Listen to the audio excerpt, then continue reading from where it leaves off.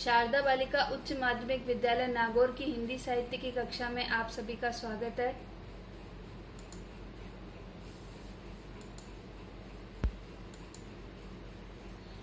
इससे पहले की वीडियो में हमने कबीरदास जी के 5 दोहे करे थे। अगला दोहा अब हम करेंगे। पार ब्रह्म के तेज का कैसा है उन्मान, कहीं बे कुशोभा नहीं देखा ही परमान। कठिन शब्दार्थ देखते हैं। पार ब्रह्म का अर्थ है परमात्मा, तेज का अर्थ है प्रकाश, उन्मान का अर्थ है अनुमान करना। इस दोहे में कबीरदास जी ने आत्म साक्षात्कार के विषय में बताया है। कबीरदास जी कहते हैं कि परमात्मा की जो अनुभूति है वो गूंगे के गुड़ के समान है, जिसे केवल अनुभूत किया जा सकता है, वर्णित नहीं किया जा सकता। इसी के आधार पर कबीरदास जी कहते हैं पार ब्रह्म के तेज का, परमात्मा का जो तेज स्वरूप है कैसा है उन्मान, उसका अनुमान कैसा है ये नहीं लगाया जा सकता। कहीं भी कुछ शोभा नहीं, केवल कहने के लिए उनकी शोभा का वर्णन नहीं किया जा सकता। देखा ही परमान, देखने पे ही प्रमाणित होता है कि उनका स्वरूप कैसा है, यानी कि अनुभूति ही बताती है कि परमात्मा का स्वरूप कैसा है। अगला दो है चिंता तो हरि नाव की और न चितवे दास, जे कछु चितवे राम बिन सोई काल की पास। कठिन शब्दार्थ देखते हैं। चिंता चिंतन करना, चितवे चिंतन करना, दास यहाँ कबीरदास जी खुद अपने लिए कहते हैं, काल मृत्यु, पास बंधन। इस दोहे में कबीरदास जी ने नाम स्मरण का महत्व बताया है और उनका मानना है कि अगर इस संसार से हमें मुक्ति प्राप्त करनी है तो हमें नाम स्मरण, परमात्मा के नाम स्मरण का ही आसरा लेना चाहिए। चिंता तो हरि नाव की, कबीरदास जी कहते हैं कि मैं केवल हरि का अर्थ यहाँ परमात्मा ही है, केवल परमात्मा के नाम स्मरण की चिंता करता हूँ। और न चितवे दास, और किसी प्रकार का चिंतन, सांसारिक जो चिंतन है वो ये दास आपका जो कबीरदास है वो नहीं करता है। जे कछु चितवे राम बिन, राम नाम, परमात्मा के नाम को छोड़ करके जो कुछ सांसारिक चिंतन करते हैं, सोई वही काल के पास वो मृत्यु के बंधन में बन जाते हैं, अर्थात जन्म मृत्यु के बंधन से कभी मुक्त नहीं हो सकते। इसमें चितवे 2 बार आया है, जिसमें यमक अलंकार है। अगला दोहा है नैना अंतरी आव तू, नैन झापि तो ही लेऊं, ना हो देखो और को ना तुझ देखन देऊं। अंतरी का अर्थ है भीतर, आव का आओ, झापी का बंद कर लेना, तो ही तुमको। कबीरदास जी के यहाँ पर आत्मा और परमात्मा का जो अनन्य प्रेम है उसकी व्यंजना यहाँ पे की गई है कि जीवात्मा किस प्रकार से परमात्मा से अनन्य प्रेम करती है।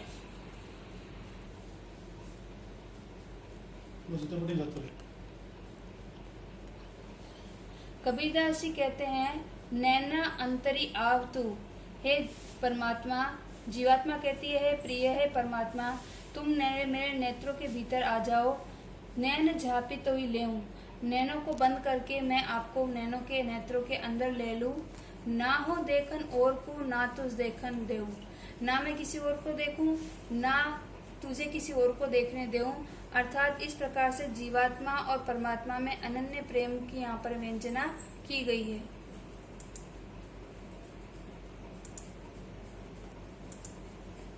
नौवां दोहा है बहुत दिनन की ज्योति बाट तुम्हारी, जीव तरसे तुझ मिलन को मन नाही विश्राम।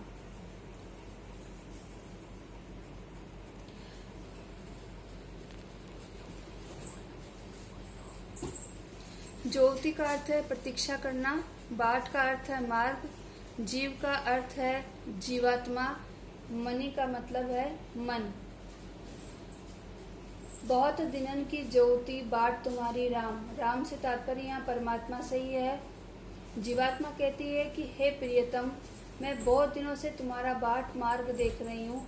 जीव तरसे, ये जीवात्मा आपसे मिलने के लिए तरस रही है।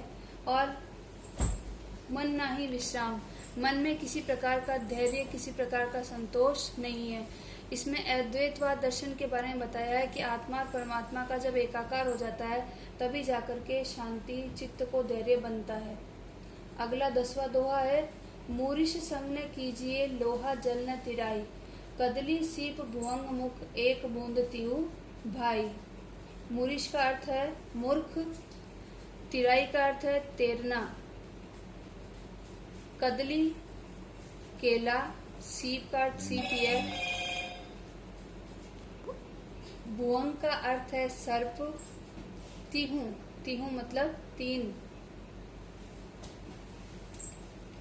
भाई का अर्थ है परिणाम। कबीरदास जी इसमें कहते हैं कि मूर्ख व्यक्ति की संगति कभी भी नहीं करनी चाहिए। दुष्टों से दुर्जनों से दूर रहने का संदेश इस दोहे के माध्यम से कबीरदास जी कहना चाहते हैं। कबीर कहते हैं मूरी संग न कीजिए, मूर्ख व्यक्ति की संगति कभी नहीं कीजिए। लोहा जल न तिराए, जिस प्रकार से लोहा धातु भारी होने के कारण जल पे तैर नहीं पाता है, वो जल के अंदर बैठ जाता है, उसी प्रकार मूर्ख का साथ भी इस भवसागर से आपको पार नहीं ले जा सकता, वो आपको इस भवसागर में डुबो देगा। कदली सीप भुवंग मुख एक बूंद तिहु भाई, स्वाति नक्षत्र की जो बूंद है वो 3 प्रकार के परिणाम देती है। कदली, जब वो केले के ऊपर गिरती है तो वो कपूर बन जाती है। सीप, जब वो सीप के मुख में गिरती है तो वो मोती बन जाती है। भुवंग, जब वो सर्प के मुख में पड़ती है तो वो विष बन जाती है। इस प्रकार एक ही बूंद के 3 परिणाम दिखाई देते हैं, यानी कि आप जैसे का साथ करोगे वैसा ही आपको परिणाम मिलेगा।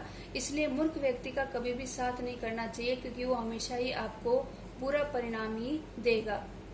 11वां दोहा है, यहू ऐसा संसार है जैसा सेमल फूल, दिन 10 के व्यवहार को झूठे रंग न भूली।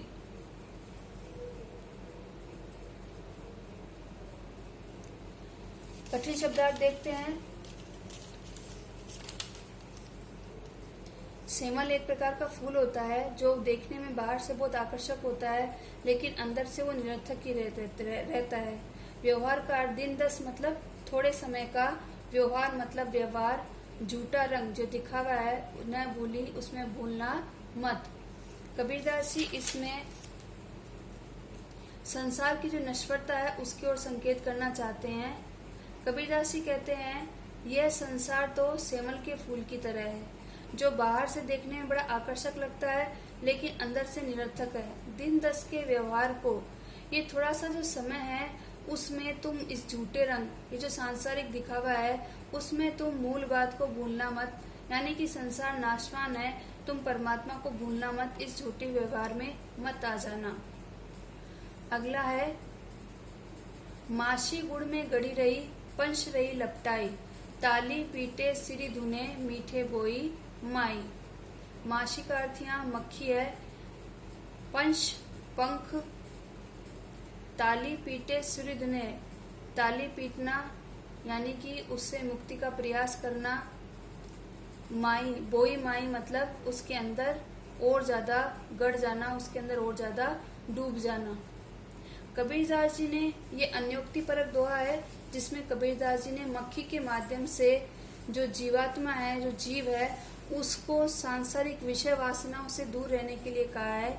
कबीरदास जी कहते हैं माशी गुड़ में गड़ी रही, पंच रही लपटाई, मक्खी है वो मीठे के लोभ में गुड़ में धस जाती है और अपने पंख को उसमें लिपटा लेती है। ताली पीटे सिर धुने, वो उससे छुटकारा पाने के लिए ताली पीटती है, सिर धुनती है, परंतु उससे दूर नहीं जा पाती, उससे उड़ नहीं पाती है। मीठे बोए माए, और उस मीठे के अंदर और ज्यादा गड़ती जाती है, यही मीठा उसके नाश का कारण बन जाता है। इसी प्रकार से कबीरदास जी कहना चाहते हैं कि सांसारिक जो विषयाक्ति है उसमें जीव एक बार अगर उसके बंधन में पड़ जाए तो उससे उसकी मुक्ति संभव नहीं है। 11वें दोहे में उपमा अलंकार है, यह ऐसा संसार है जैसा सेवल फूल, संसार को सेवल के फूल की उपमा दी गई है। और 12वें दोहे में अन्योक्ति अलंकार है, मक्खी के माध्यम से सांसारिक विषय वासनाओं से दूर रहने का संदेश कबीरदास जी देना चाहते हैं। ये जो 12-6 से लेकर के 12वां दोहा हमने करा है, उनकी व्याख्या आपको करनी है। संदर्भ वही रहेगा भक्ति काल की निर्गुण शाखा की, ज्ञानाश्रय शाखा के जो संत है कबीरदास जी, उनका यहाँ पर दोहे का वर्णन किया गया है। और जो जो दोहा है उसके अनुसार आपको प्रसंग लेना है। और विशेष विषय में वही है, पहला आपका पॉइंट रहेगा जिसमें आपको भाषा लिखनी है। भाषा इनकी सद्दुकड़ी है, छंद दोहा है, अनुप्रास अलंकार का सहज प्रयोग किया गया है। सार रूप में आपको एक पंक्ति लिखनी है। आज का गृह कार्य, जो दोहे आपने पढ़े हैं उनसे संबंधित कुछ प्रश्न हैं जिनके उत्तर आपको अपने गृह कार्य की कॉपी में लिखने हैं। कबीर ने किसका चिंतन करने को कहा है? कबीर ने केवल हरि नाम अर्थात ईश्वर का चिंतन करने को कहा है। कबीर ने संसार को किसके फूल के समान बताया है? कबीर ने संसार को सेमल के फूल के समान बताया है। कवि नेत्रों के भीतर किसके आने पर नेत्र बंद करना चाहता है? कवि नेत्रों के भीतर अपने प्रियतम जो परमात्मा है उनके आने पर नेत्र बंद कर लेना चाहता है। कबीर के अनुसार मूर्ख का साथ क्यों नहीं करना चाहिए? हमने दोहे में पढ़ा था कि मूर्ख की संगति से हमें हानि उठानी पड़ती है। मूर्ख व्यक्ति लोहे के समान होता है। जैसे लोहे का सहारा लेकर के हम तैर नहीं सकते हैं, डूब जाते हैं, उसी प्रकार से मूर्ख व्यक्ति का साथ करने से हम संसार सागर में डूब जाएंगे। जीवात्मा किससे मिलने के लिए रात दिन तड़पती रहती है? जीवात्मा परमात्मा से मिलने के लिए रात दिन तड़पती रहती है, क्योंकि अद्वैतवाद दर्शन में परमात्मा को प्रिय और आत्मा को प्रिय से बताया गया है। ये गृह कार्य आपको अपनी कॉपी में सुंदर शब्दों में करना है। धन्यवाद।